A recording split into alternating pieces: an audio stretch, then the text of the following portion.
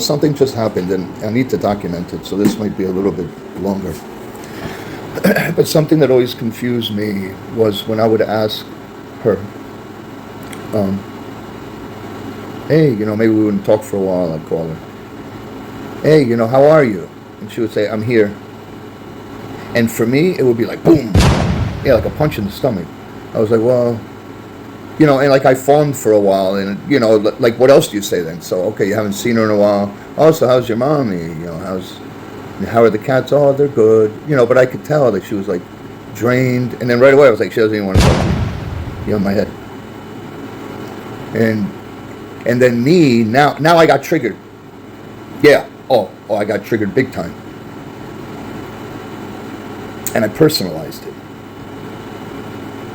And I'd be like, then the adrenaline would go, because now the injured George, the one who's always been given love conditionally, and the love has been taken away time and time again by my mother. She wanted to go see my mother. In 25 years, I think we went to my mother's house once. And I think it was so painful for her to see whatever I want, because she was like, I'll never forget the day you went to your mother's and you knocked on the door and she was moving the curtain and she wouldn't open. I was like, yeah, it was like the Christmases I went with the gifts. Yeah, but you so wanted her, like you really thought that this time. And she says, I saw how you were when you left. And, so she remembers that all of that was lasered into that moment in time. Me standing at the door, her door, and then of course I'm dramatic, so I make it this big castle, and she's standing behind the wall, and you will not see me. Roll them up, sire. Boom. And then the wall, I can't get over the wall. I can't call. She won't answer. So of course, in order to avoid all of that, I fawned. So I didn't want it to be taken away. And she would see that. Now I see part of the problem. She would see me fawning and consider it very disingenuous. Because it wouldn't be that she would break it down so much like that. No, she takes days. Yeah, like me now. Yeah, she takes days collating, recollating, decoding, finding the one. For her, it had to be the one definite truth. I didn't understand why. I thought it was OCD with her depression. No, it was because she's an INFJ. It's a personality trait. And INFJs are very difficult for a clinical psychologist to really determine at times if it's clinical depression or if they're an INFJ sometimes, because some of the things are similar. Because depressed people, what do? They isolate. And like I always say, like being in my own head for too long sometimes isn't good. But see, an INFP, it's not isolation like me. For them, she always called it seclusion. They get so drained because they're empaths as well, so they take on the feelings of others, and eventually the battery drains out, and they have nothing to give. They don't even have a conversation to give. And see, if she were to have answered, I'm feeling all right, she understands that behind that, there's a conversation. Oh, really? Oh, what did you do? Now she has to entertain what she did. She didn't do anything. She's been in bed, or who knows, she's been reading, or holding her cat when she had Shimoda. And barely doing much more than that when she would go into her dark periods, other than feed, eat, see her parents, the cats, and come back. So, by saying, I'm here, yeah, because there were arguments where I'm like, that's not a feeling, and this and that, and then that would only cause her, yeah, and I knew it was coming. It was when I would fawn, nothing, and because she had nothing to give. See, me, right away, I was like, the fuck is wrong with her? The fuck, I call her and ask her what's wrong. I'm here. Like, I don't deserve that. I'm just trying to be a good friend, that's where my head would go.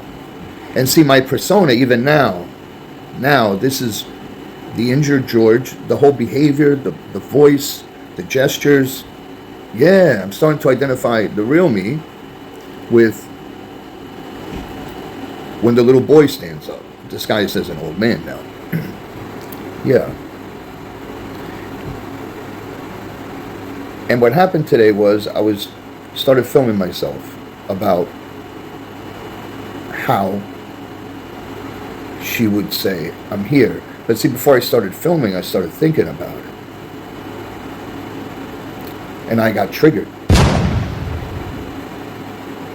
And the itty bitty shitty committee started talking to me in my own voice. telling me half truth, half lies, and just ultimate lies or projections. And I started filming. So I'm going to play that film because that's me triggered, trying to be neutral. But see, when I came home and I started thinking about it, and I realized the differences, you know how an infj needs to recharge, and she must have been on just nothing, and maybe she answered the phone. It was a miracle she even picked it up, because she hadn't even done that in days. But she just didn't want to say much more than maybe a brief conversation to let me know she was okay and hang up. But I didn't understand that. See, I was calling for full reconnection. Yeah, because I've been love starved. It's not her fault. She's recharging. It's not her fault. But me with the abandonment. And then you add testosterone, and then I'm hypersensitive, and then more of an eruption.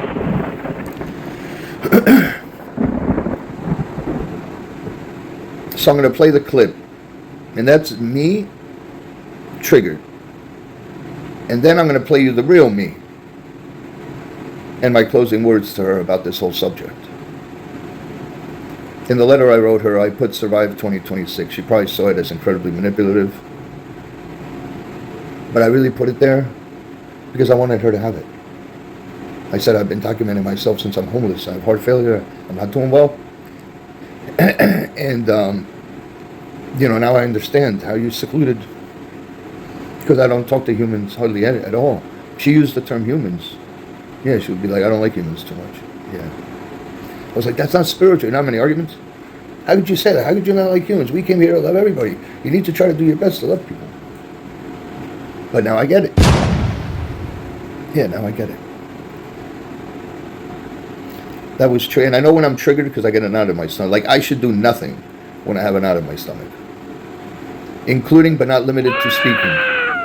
And my eyes should be closed, because sometimes I look and, yeah, my eyes should be closed.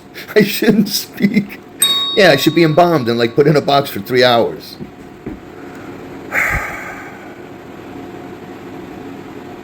All right, so here it is. And, yeah, what a difference. Unfortunately, she saw mostly, she would see the second one, because that's what she had. That's what she held on to, like the real me. But to traumatize me has a total different way of, well, let's just see. Something else I wanted to bring up. When I was dating her and I would ask her how she's feeling, which, by the way, if you were to ask her a question, what's the question that bothers you the most? This is how well I know her. It would be, how are you feeling? And because her answer would be, I'm here. And I'd be like, but that's not I'm here. And she didn't say it yeah, because I need to be sort of talked to. Listen, George, when you ask me, how I'm feeling, it makes me feel this way or that way. No, it was just a stone wall. Yeah, because listen, I own up to my side. I blew it up. I'm blowings up and, several of them, over the course of years. But there was a communication problem. And I'm sure she fawned in her own way if you were to talk to her. But I felt like I can't even... Yeah, because I've gone to therapy. And in therapy, it's important to say how you feel. Sad, glad. Yeah. Yeah, okay isn't a feeling. I'm here isn't a feeling. But she did it like a shutdown. It was like her mini dorsal, keeping you in it. But she slammed you from the subject. And it was very designed because the tone, the sharpness, it was basically shut the fuck up. That's how I took it. And, of course, then I would fawn. Because really, what I should have said was, when you say that, and I think I did a few times, and then what she would do, she would just withdraw. So many times I thought I was in this relationship where she had to dictate everything. Because if it didn't go her way, and I know I've told her, you're a control freak, and she knows she is, because control, it comes from fear. Why would you want to control something unless you were afraid it wasn't going to work out your way? But, and if she listens to this, that's how I felt. And I have to validate my feelings. And yeah, the whole I'm here thing. Yeah. And I could tell it was practiced. Yeah, I wasn't the first person she said that to. Yeah, and it was designed to neutralize you. Yeah. Yeah, it was like a preemptive door slam. Yeah. And it just didn't make me feel good. and it brewed resentment, brewed insecurity. It didn't brew it, it surfaced my insecurities. And depending on whether I was on testosterone or not, my response could be silence, or my response could be like, but what the fuck what kind of response is that? And then, see, the person that controls a relationship is the person that knows they can walk away. And she always knew that she controlled the relationship. Yeah, because she'd shut you down and walk away. Yeah, lots of times she was like, George, don't make me do it. Yeah, and like that let me know, yeah, how's that going to make you feel? Yeah, that she knew she had the button. Didn't feel good. I finally get what you meant by I'm here.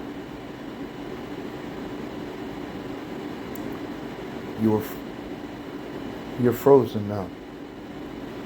I know you haven't processed the crossing of your daddy, and it'll probably take a lifetime, but you'll probably withdraw for some time when your mom transitions. I know that. That's if you don't do what we spoke about, because I know you know better than to do that. And I shared some words as to why not to. But I think you knew that already. I realized today that when you said I'm here, it wasn't a rejection of me. It was like a last desperate effort after carrying the weight of the world and all the loss that you've suffered and the love for your family. It was a last desperate effort when your tank was totally empty of pulling the emergency brake. An act of sheer survival because you had nothing left. And I just didn't comprehend that. I didn't comprehend it at all. I personalized it. I didn't know any better. I started studying more so that I could comprehend, because like you, I like to decode things and try to figure it out. And I finally come to understand what that meant. That it wasn't personal at all. It wasn't an attack on me or against me or for me. I wasn't even in the equation, actually. It was you. Just trying to survive.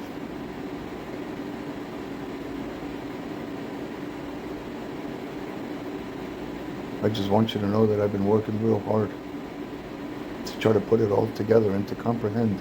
Because like you, I need to comprehend. We're more alike than you think. And you don't need to save me or carry me. I just want you to know that you're free to express yourself. And if we ever had the chance to talk again,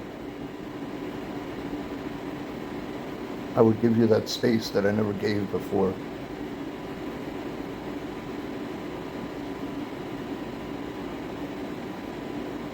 I think I'm starting to get you. And I love you. That's what I would say. It took me a long time to put that together.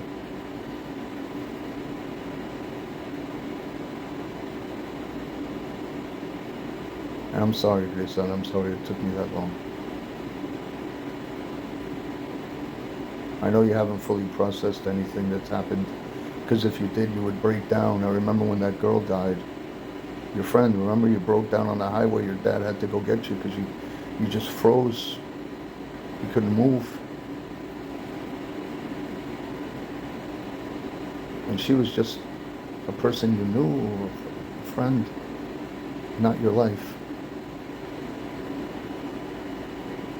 And I'm sorry. And I love you.